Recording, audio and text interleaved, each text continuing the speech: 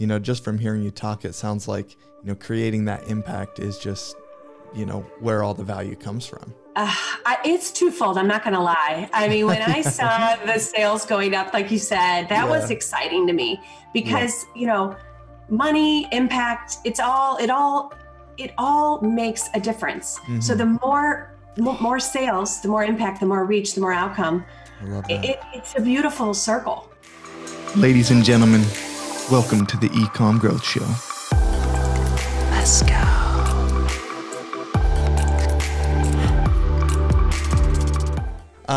Guys, I'm so excited today because we have Suzanne with us of Generation Mindful. And the main thing I'm really excited about is, we're going to hear bits and pieces of her story, how she has grown her business in the e-commerce world. But what really draws me to her and her brand is actually the vision.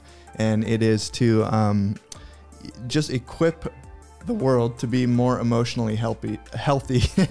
And she does that through providing educational material to parents and educators, and does a lot of work helping people overcome shame, pain, and fear. And it's just such a powerful thing. And so I love that you've partnered that with a for-profit business model, and it's super cool. So thank you so much for joining. I feel like I could spend a lot of time introducing you and all the things that I really appreciate about you and what you're doing. But yeah, thanks for being here. Well, thank you so much. It's exciting to be with y'all, and I've read your story and feel like I know you. And that means you're doing a good job with your online personas, right? Because we already know each other. Yeah, perfect. And right back at you. So I guess if it's okay, I just have a couple questions, and I want to launch us by just asking you, and hopefully I didn't give too much of this away, but what needs did you see that caused you to start your business? Sure.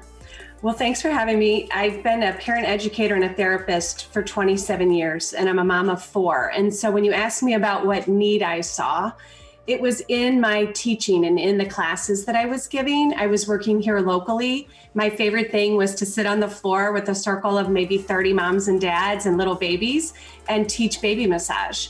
And after decades of doing it and feeling quite fulfilled, my favorite thing in the world, in fact, I started feeling frustrated. Like literally I would leave class and I was upset.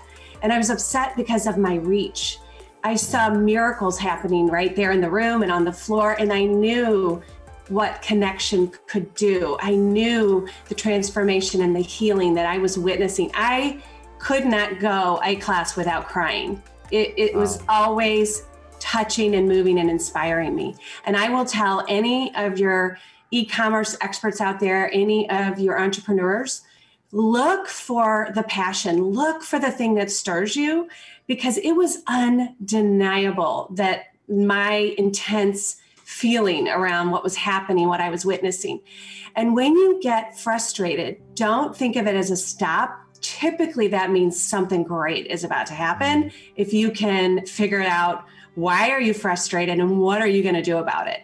So I had this real huge aha moment in one of my classes where I had kind of been feeling that frustration for a while, but I had a mom raise her hand and say, Suzanne, it was one of my parenting classes, I'm hearing you in my head. And I said, I'm so sorry. And she said, no, it's not a bad thing. And I said, what's going on? And she said, I was going to lose it on my kid last night. I was going to hit him. I was done. And instead I heard the words connect before you correct.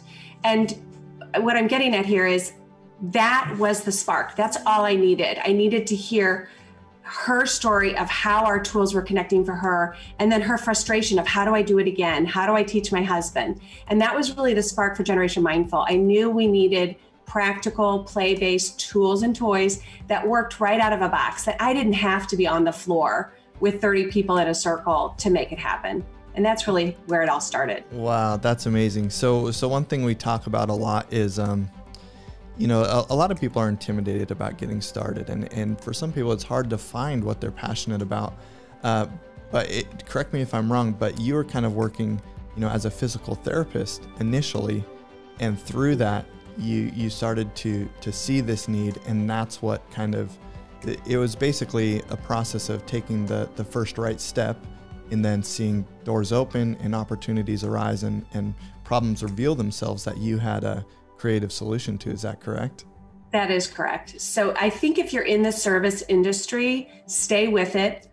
It's life-giving. You make such a difference. And then when you're ready, you'll know, and you'll learn so much by being of service that you'll be able to leverage what you've learned to creating a solution that it works. And so when I launched my first Kickstarter, it was peacemaker cards, which were mantra cards. And that came from my experience with that mom who said, connect before you correct. That changed my life. Mm-hmm. It made me not hit my child. Yeah. And I thought, okay, well, that's, that woke me up. And I thought, totally. How do I get that message out to lots of people? And I developed a whole product and really a whole brand right behind it. And that's a point I want to make for your listeners. You might say, how do you do it? Well, you've already got ideas. Just think big, think a step ahead of where you want to go. Think a little bigger. And so for me, the next step would have been make a product, right? Launch a product on a Kickstarter. But I had good people around me that gave me good coaching, and they said, you don't launch a product, you're launching a brand. Yeah. And so I went right into developing Generation Mindful. And I knew in my head, okay, Peacemakers is just step one. And that's sure enough, we've launched a new product every 6 to 12 months. That's crazy. I want to real quick, Rob, something that you said earlier really stuck out to me. And that's when you said you got really frustrated and you were kind of in this space, but you knew something good was coming from that. We have a saying that the dogs of destiny, or the dogs of doom, bark at the doors of destiny. And we've kind of trained ourselves to recognize when bad things are happening. It's actually this doorway you have to pass through to kind of get into your destiny. So now when like struggles and stuff are happening, we're like almost get excited because we know there's breakthrough coming, there's better things coming on the other side of that. So I just want to emphasize that for everyone listening too. Thank you. That's very powerful. If anyone out there is a parent, that's basically what we do at Generation Mindful. It's that redirection and that mindset that's so powerful in either running your business or raising your family. And if you can look at any challenge and flip it over, I am telling you, you will find an opportunity. And that has to do not only in your business, but in your relationships and specifically with your children. Any challenge you're seeing, flip it over. And I would challenge you right now, guys, both of you, to think of a challenge you're facing and flip it over, and you'll see it's actually a gift. There's a gift on the other side. What is it? That's awesome. So I have so many questions coming up. So first of all, I want to ask you, when you saw these opportunities and you actually started having ideas for products, you said you started to go down that path, and then you kind of course corrected and said, no, I'm creating an entire brand. So can you speak a little bit about the brand creation process? Did most of your efforts go into, the purpose you were trying to achieve with that, the vision for the brand, or what does that look like as opposed to just developing a product? Great question. So I love TED Talks. I know everyone out there does. And for me, I started getting inspired and looking for good leadership and guidance. And the understanding that I needed to know my why and then my what and my how in that order was number one. So why? Raising an emotionally healthy world. It was that healing. It was everybody feeling safe, powerful, and connected. It was baby massage on the floor, in the circle, me crying, babies and moms and dads. That was my vibe. And I knew that's how we change the world. Like, put it in a bottle, get it out there. So that is it, right? That is my inspiration. Raising an emotionally healthy world comes through that connection. So I knew my why, but I will tell y'all out there, it was like having a baby, right? Birthing that mission. It sounds so easy right now because it's so on the mark for me, but it's just like having a baby. It's a process. It maybe takes 9 months, and there is a birth. And it's sometimes painful, but afterwards, you don't remember any of the pain. It's just great. So if you're coming towards your mission, that's kind of what that process is going to feel like. It's going to take a lot of like wax board and brainstorming and writing it down and loving it and waking up the next day and hating it and going, that is so stiff. Like that is just not living for me. So that's what that's going to feel like. That's your why. And then your what, right? Then your how, and then your what. And the funny thing is we all start with our what for some reason, and we go backwards. And there's nothing sexy about your what, right? It's like cards, posters, classes. Like, oh, that's fun. Yeah, I really want to buy your cards and your posters and your classes. But my why, now that's sexy. And then my how, playfully through connection, practical, easy, fun, changes your life. Sign me up. Now, what am I talking about? That's your very last thing. That's your product. So I hope that helps. That was my process. The last thing I will say is invest in yourself. I was doing a Kickstarter. I wanted to do like my little iPhone and really bad sound. And like, you're going to love these mantra cards because I love them. Well, guess what? If I'm not investing in me, you're not investing in me. And I invested $5,000 that I was like, what? Right? To do a video. And that's put me on the trajectory of being successful, because very early on, I stepped out there and I invested in me. And people saw my video who didn't know me and they said, that looks like a great big idea. And really that catapulted Generation Mindful. That's awesome. And I want to hear about that process through the, launching through Kickstarter and kind of what that process looked like and where it led you.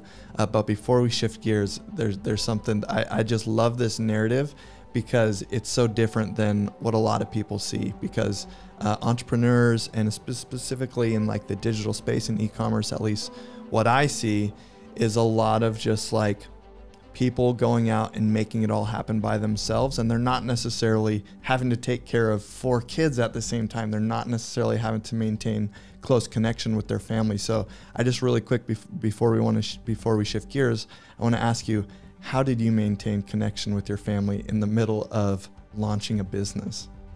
Thank you for that question. I set up everything. And when I saw Peacemakers selling, so I did Shopify, I actually had a warehouse before I shipped my very first product. So when I say think big, I'm telling you, do it, right? Don't sit at the kitchen table. I know that's not what everyone tells you. If that's the whole dream, is to like work out of your closet and you're sitting at the kitchen table writing things.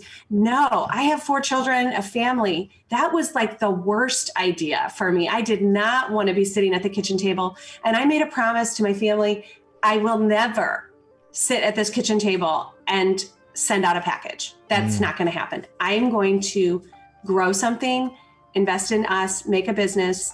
And so from the very start, I had even like a fulfillment center warehouse that I could grow with locally. But you ask about how I did it. I did it with boundaries, and I did it by saying no a heck of a lot. You have to say no to say yes. So I can give an example. When I saw this like blip of sales, we made $10,000 in sales in 1 month. And I was like, oh, this is happening, And we did that 3 months in a row. And then if you look at my sales record for the last 4 years, you'll see this little blip. And then you'll see I pulled it all in. And I pulled it into for sustainability. And so after I had this, wow, it happened, 3 months of 10,000 every month, which, we might have a $10,000 day, now, but I was like, this is big time. What I did was I put in systems, and I slowed it down. And I passed up opportunities that I knew would have been too fast, too soon. So growing too fast can hurt you. Pace yourself. If you have family, when you're an entrepreneur, you're crazy. You'll do anything, anytime, because you're so passionate about what you're doing. So our family keeps us sane, and they'll pull for you. They'll crawl in bed and say, Mommy, will you make me pancakes? And you're like, really? But I could be putting in a pixel, and could be like rebooting this really cool thing I read about last night. But then you're like, why am I doing all this? Yeah. And it was interesting, but living in the little moments was the hashtag I launched with. That's so good. And if you want to keep it real, keep your feet grounded as an entrepreneur, launch with that hashtag. Because every time you type it, you're like, okay, am I living in the little moments or am I selling my soul? And nobody wants that latter one. So slow it down and remember what's important. You will have long hours. I had long hours, but as long as I was in my bliss and it was blissful for me, and I felt like I was still able to have that connection with my family, then it was all systems go. Oh, so cool. Yeah, so that's refreshing. such a good message for this day and age, because a lot of it just strive and grind, build your business at any cost, and there's no balance and harmony in that. And that's something Robbie and I have always been super intentional about from the beginning, but it also helped us build, like you said, systems and processes to create sustainable long-term growth, you know, that wasn't just short-term money that led to burnout. So I love that. It will lead to burnout and divorce and disease. I am in the market of teaching emotional intelligence, mindful living. And that is helpful because it's not a very healthy world we're in when we're launching something or an entrepreneur. There is so much fast-paced multitasking required of us that it just is. And I'm not going to pretend that I didn't fall into all of it. You do. You wear so many hats. You're really pressed upon when something is new and you want to launch it. It's going to be what I say, getting in the trenches. It's just going to be a hard time, but that's why we have practices. And that's Generation Mindful, is to make connection a habit. Yeah. So guess what? Coffee drinking in the morning is a habit for me. And I'm going to have my coffee, right? So I wanted connection to be like my coffee, to be my habit. To be my Joe in the morning. And so for us busy parents out there, busy entrepreneurs, we need connection to be a habit. Make connection a habit. And that's everything we develop at Generation Mindful, is to make connection so simple, easy, brainless, no time involved, and something that you're just gonna do because you like it. That's your coffee. And I think we need more of that in the things like parenting, because it's such a should, it's such a have to, and it's such a I'm not enough. And there's so much guilt and shame and keeping up with the Joneses in the parent world. So my whole company was built on flipping that experience, that feeling you feel in your body, that you're not enough and you're never keeping up, to flip that on its head and say, no, I'm sorry, that is not the goal. The goal is this moment, and it's knowing I'm enough, and it's celebrating that, not being perfect, but being present. That's so awesome. You said something about making connection a habit. Just for my own sake, can you give me some really specific examples of how you do that in your day to day with work and growing a business? It started when I was picking my kids up from school. I noticed that all the other moms I was friends with wanted to talk to me, or this was happening, I need to get the money, I need to do this. And I, in my mind, because I've been doing yoga and I have a mindfulness practice, thought, here's this moment that I get every day. My kid is coming out of school, and this is my oldest of 4, and she had gone to kindergarten. You're like, oh, my baby, and you're gone all day, right? They're somewhere else, you don't know what. They come back, and I noticed that I felt like I was everywhere but there. And I realized that I needed to make it an intentional commitment that when she comes out of school, I'm going to look her in the eyes and connect, not rocket science. Not even do anything, right? Not even really have to say anything. It's what I'm not doing and not saying. And I found it was a lifeline for me when I made an intentional commitment of, I am going to receive you. I'm going to reconnect with you. We're going to hug, kiss, talk, look at each other. And then 3 minutes later, I'm going to do all the things, and I give the papers and connect with the person and answer that question and, all the things. So that was never going to happen in my life or in my day without a practice, without somebody making that aware for me that I was even had an opportunity to do that. And so Generation Mindful is really everything I needed as a very scattered, excitable, passionate, I would say, intuitive person who really works to be grounded in this world, who really works to have her feet on the ground, because I love to hang out up here with vision and what's possible. I need practice like yoga to ground myself. And so the peacemaker cards, you just pick a card every day with your child and you talk about it. So mistakes help me learn and grow might be a mantra that you pull. And so you ask, like, how do I make connection a practice? I make it fun, and I make it something that you do every day. And now it doesn't take you any extra time because you're already making breakfast. You're already sitting there, but now you're having meaningful conversation in a predictable way. And that's the other genius of Generation Mindful. We take the science and we make it practical. We bring it everyday life. So the science of connection, there really is a science around the brain chemistry of connection and successful relationship.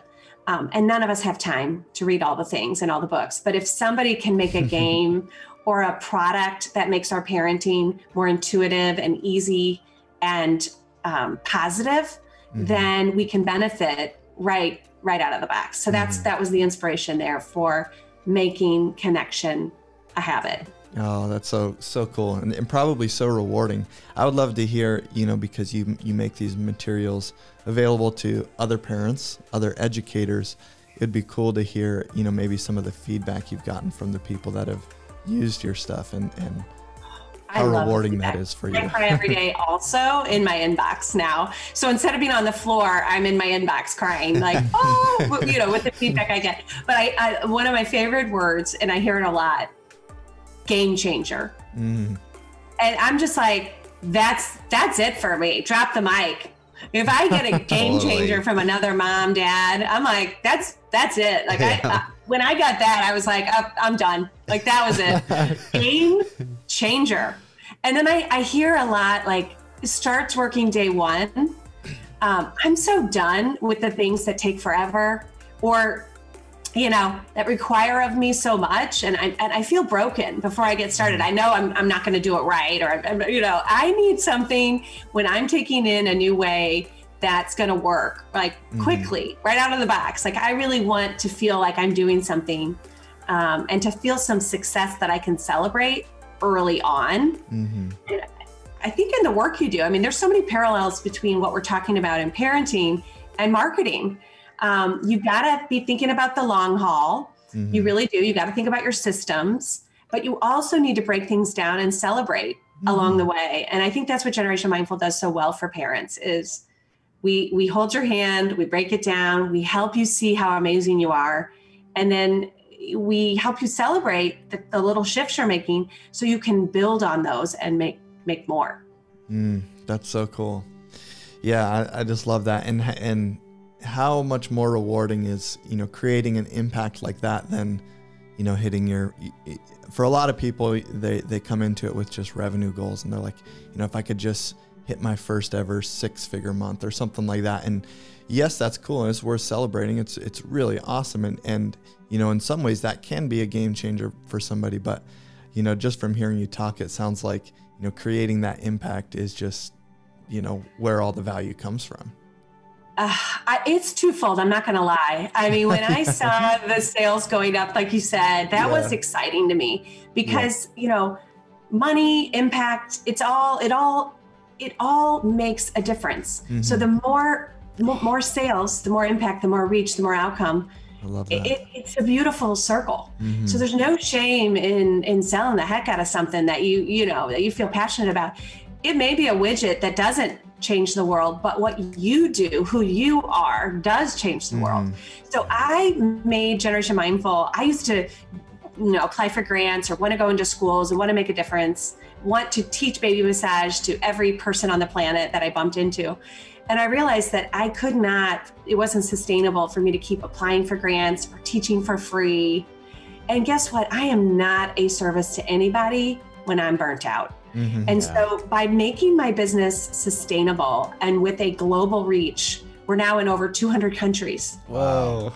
Right? I went from on the floor with 30 parents to making this big impact in a big world. And now we give back 5% of our revenues. So I can go into any school now and say, you're amazing.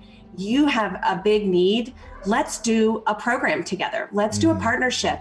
We will sponsor you We will give you all the things. Let's collect some data together about trauma or helping children feel safe in the classroom, these sorts of things. So we can use now the funds from the business to make a difference. And I know you guys do that too. Mm-hmm. And I do believe in karma. I'm just a hippie really at heart. And when you set it up at the front end of your business to not only have an impact and make a difference, but to give back, you can only benefit. It is a circle, it feeds itself.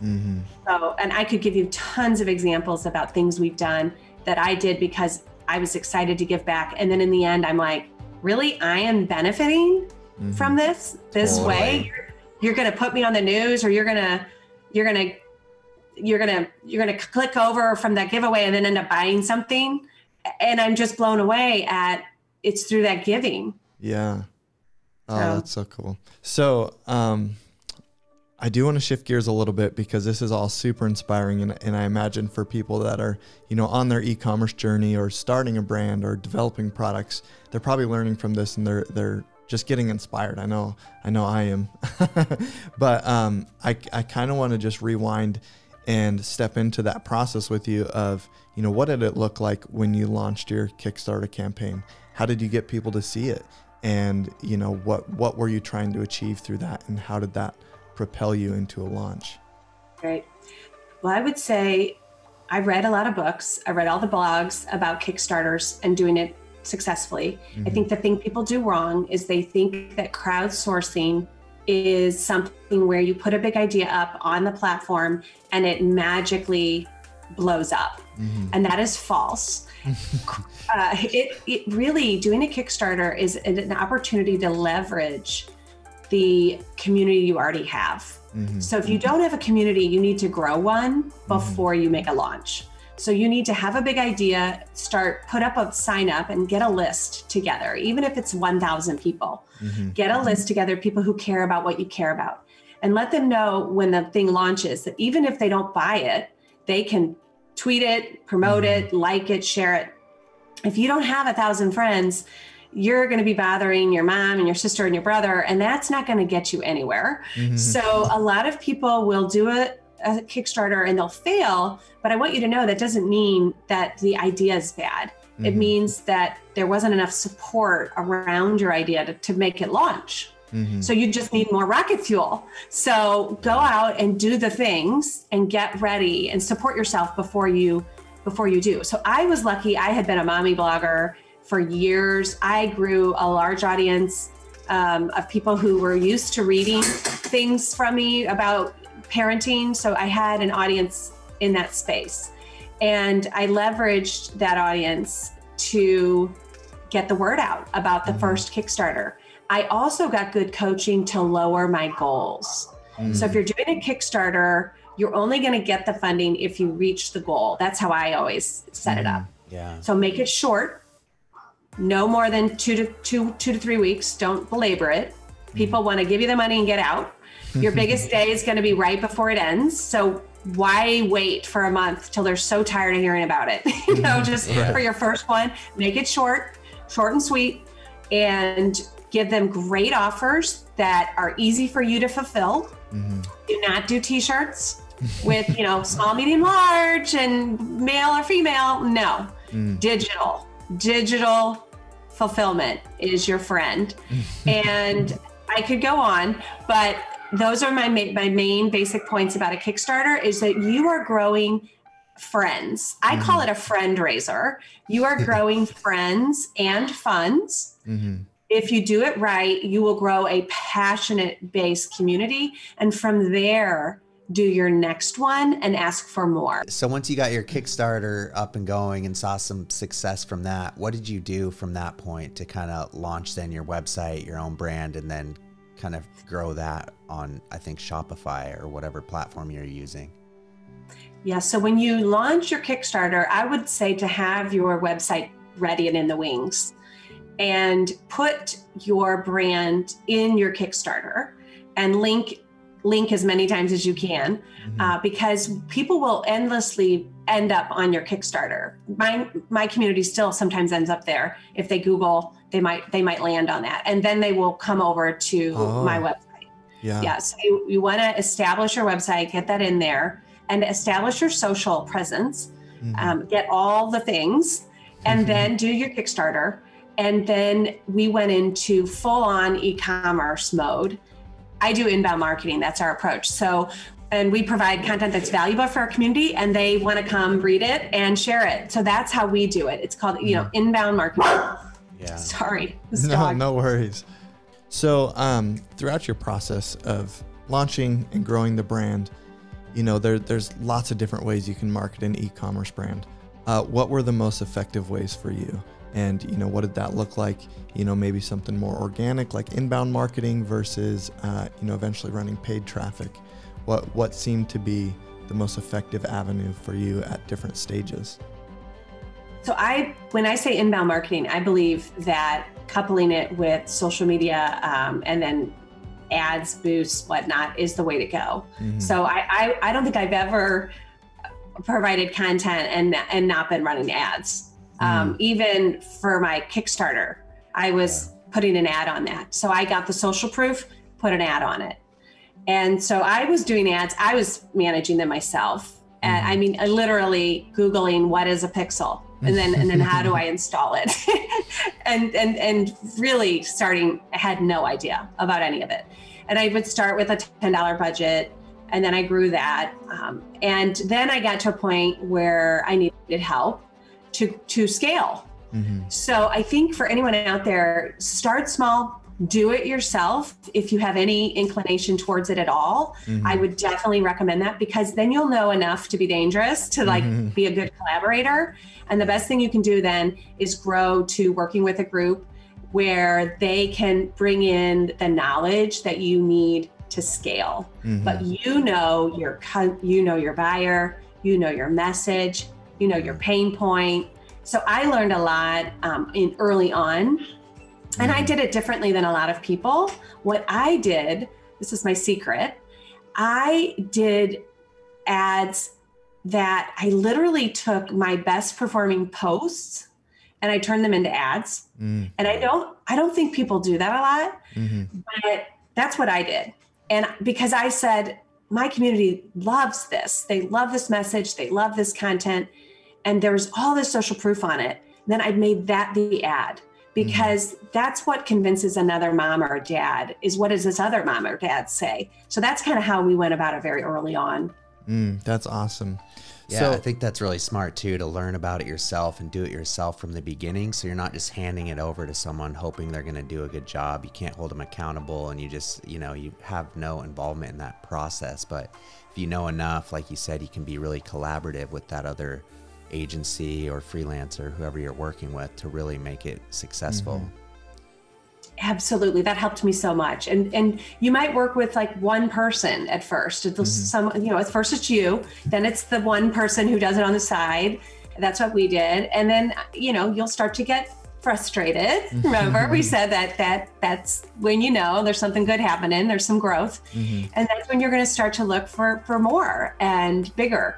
And that's exactly what we did as a brand. And that's what we needed to do to scale.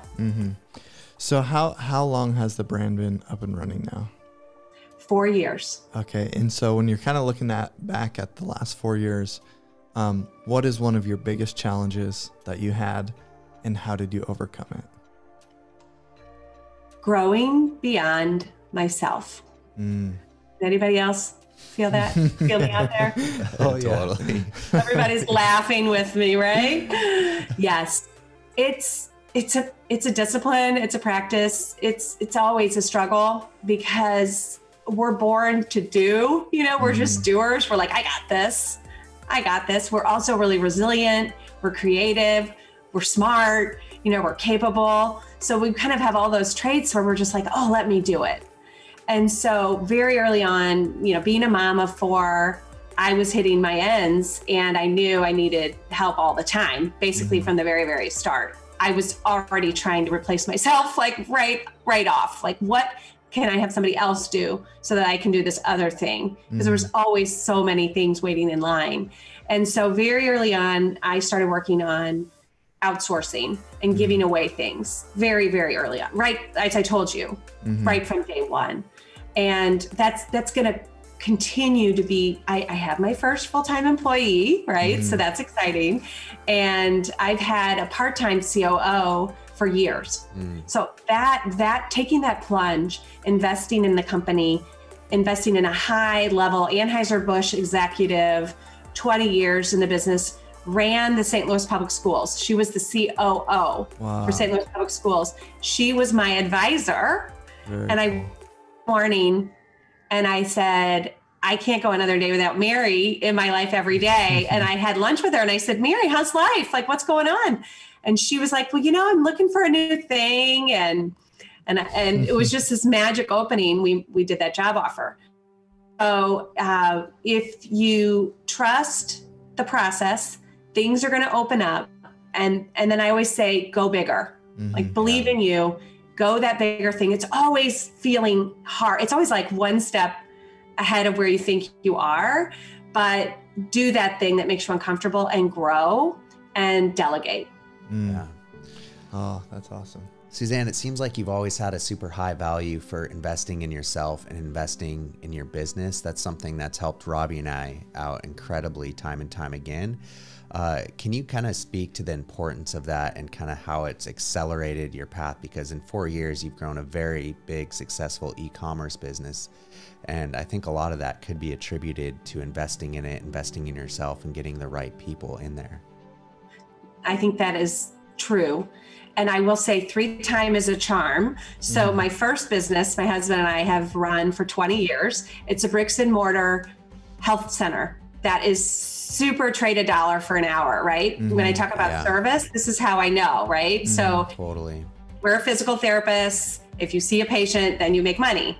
And we still have this business. It is super passionate, mission driven, but I have watched over 20 years as we've grown as a couple and we've grown our family, that the risk of falling down that hole of how is this sustainable?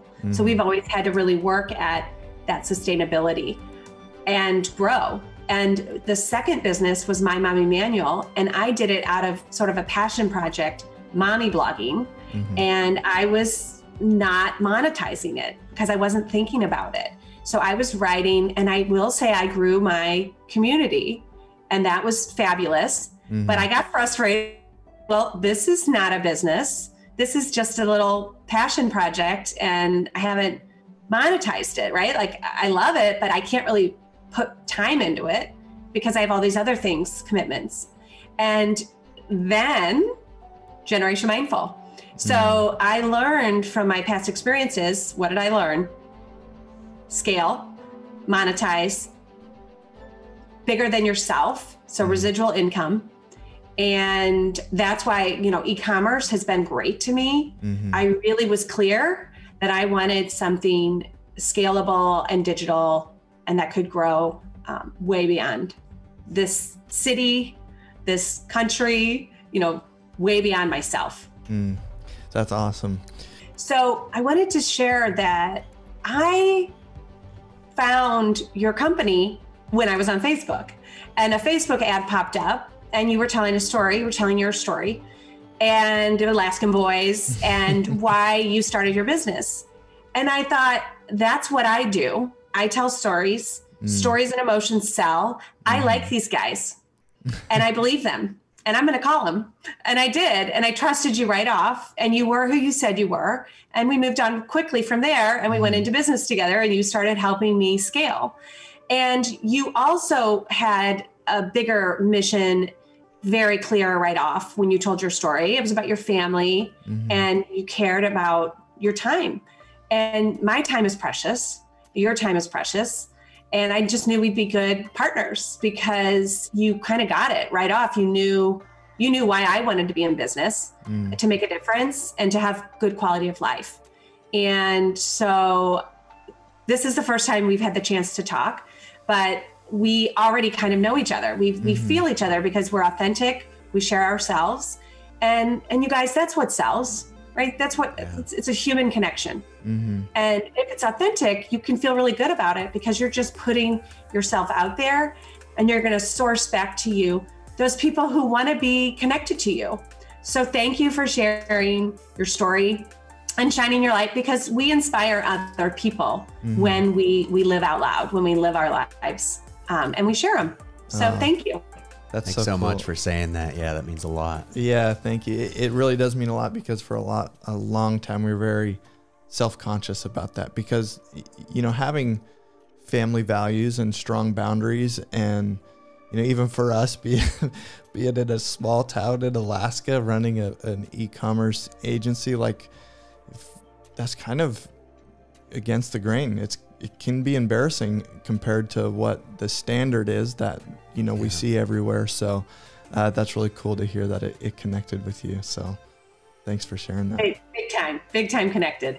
So thank you. Thank you guys. You guys were so amazing for the growth of Generation Mindful. Very pivotal to our growth. Oh, thank you. That's awesome. Awesome. Well, thank you, Suzanne. And I want to say to any parents listening to this show, or people working with children, please check out Suzanne's website. We'll obviously share the link and make sure everyone has that and can go check out your products and help their children out, help their parenting style out. I know after talking to you today, I'm going to head there, probably buy some stuff, because I could use some of those tips and tricks for sure.